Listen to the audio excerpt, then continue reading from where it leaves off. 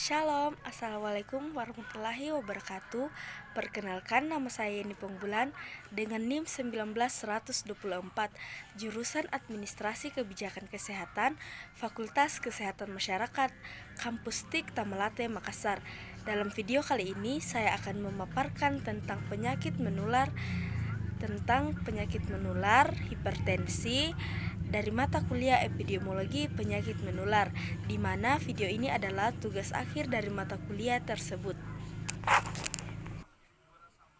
Hipertensi merupakan salah satu penyakit yang umum dijumpai di masyarakat dan merupakan penyakit yang terkait dengan sistem kardiovaskuler. Hipertensi memang bukan penyakit menular, namun kita juga tidak bisa menganggapnya sepele. Selayaknya kita harus senantiasa waspada. Tekanan darah tinggi atau hipertensi adalah dua kondisi pokok yang mendasari banyak bentuk penyakit kardiovaskuler. Lebih jauh, tidak jarang tekanan darah tinggi terjadi menyebabkan gangguan ginjal. Sampai saat ini, usaha-usaha baik untuk mencegah maupun mengobati penyakit hipertensi belum berhasil sepenuhnya. Hal ini dikarenakan banyak faktor penghambat yang mempengaruhi, seperti kurang pengetahuan tentang hipertensi dan juga perawatannya. Hipertensi adalah istilah medis dari penyakit tekanan darah tinggi. Kondisi ini dapat mengakibatkan berbagai komplikasi kesehatan yang membahayakan nyawa, sekaligus meningkatkan risiko terjadinya penyakit jantung, stroke, bahkan kematian. Ada beberapa riwayat alamiah penyakit hipertensi. Yang pertama, rentan fase prapatogen, fase rentan, fase prapatogenesis, fase klinis, fase lanjut, fase terminal, fase penyakit lanjut, dan fase tahap akhir penyakit. Klarifikasi penyakit hipertensi. Yang pertama, kategori normal. Tekanan darahnya yang sistolik kurang dari 130, sedangkan diastolik kurang dari 85. Yang anjuran pemantauannya kontrol minimal 2 tahun. Yang kategori normal tinggi, tekanan darah sistoliknya 130 sampai 139, sedangkan tekanan darah diastoliknya 85 sampai 89. Anjuran pemantauannya kontrol 1 tahun. Yang kategori hipertensi ringan, tekanan darah sistoliknya 140 sampai 159, sedangkan tekanan darah diastoliknya 90 sampai 99. Anjuran pemantauannya check-in dalam 2 bulan. Yang kategori sedang, tekanan darah sistoliknya 160 sampai 179, sedangkan tekanan darah diastoliknya 100 sampai 109.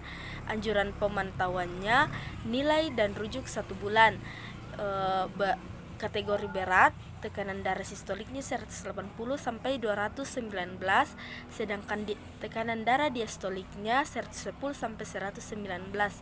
Anjuran pemantauan nilai dan rujuk 1 minggu. Yang kategori sangat berat, tekanan darah lebih besar dari 210 yang sistoliknya, sedangkan diastoliknya lebih besar dari 120. Anjuran pemantauannya rujuk segera. Signifikasi penyakit hipertensi berkontribusi secara substansial terhadap risiko terjadinya trombosit, embolit, stroke, dan komplikasi. Lanjut, arteriosklerosis, kerusakan jantung, otak, dan ginjal. Cacat akibat hipertensi. Patofisiologi penyakit hipertensi. Kesulitan utama dalam menjelaskan mekanisme spesifik tekanan hipertensi atau hipertensi. Tekanan darah tinggi. Tekanan darah tinggi diatur dalam berbagai faktor yang saling berhubung. Tekanan darah tinggi diinisiasi terinteraksi faktor lingkungan, perilaku, dan ganet. Stimulus lingkungan direspon melalui mekanisme psikologi, biologik, dan perilaku. Tekanan darah tinggi berkembang dalam pengaruh kumulatif faktor neurohormonal, metabolik, dan hemodinamik. Tekanan darah tinggi terjadi melalui mekanisme sistem saraf, simpatik, ginjal, renin, angiotensin, dan humoral. Faktor genetik dan hipertensi berlanjut dengan perubahan patologi darah dan target organ. Perubahan terjadi akibat hipertensi, yaitu dampak cedera dinding pembuluh darah, akselerasi perkembang biak aterosklerosis. Kelompok riski penyakit hipertensi. Kelompok orang yang berisiko mengalami hipertensi. Faktor risiko hipertensi bisa dikelompokkan menjadi dua, yaitu faktor yang bisa diubah dan faktor yang tidak bisa diubah. Faktor risiko yang bisa diubah meliputi pola makan tidak sehat, aktivitas fisik, konsumsi tembakau dan alkohol, serta kelebihan berat badan. Sementara faktor risiko hipertensi yang tidak bisa diubah termasuk riwayat keluarga, usia, dan penyakit yang mendasari. Distribusi geografi penyakit hipertensi berdasarkan Ricardes 2018, prevalensi hipertensi berdasarkan hasil pengukuran pada penduduk usia 18 tahun sebesar 34,1%, tertinggi di Kalimantan Selatan, sedangkan terendah di Papua. Hipertensi terjadi pada kelompok umur 31 sampai 44 tahun, yaitu 31,6%, yang umur 45 sampai 54 tahun 45,3%, dan umur 55 sampai 64 tahun sebesar 55,2%. Dari prevalensi hipertensi sebesar 34,1%, diketahui bahwa sebesar 8,8%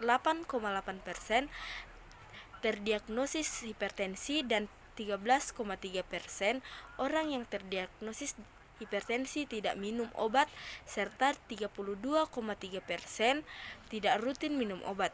Hal ini menunjukkan bahwa sebagian besar penderita hipertensi tidak mengetahui bahwa dirinya hipertensi sehingga tidak mendapatkan pengobatan. Tren waktu penyakit hipertensi.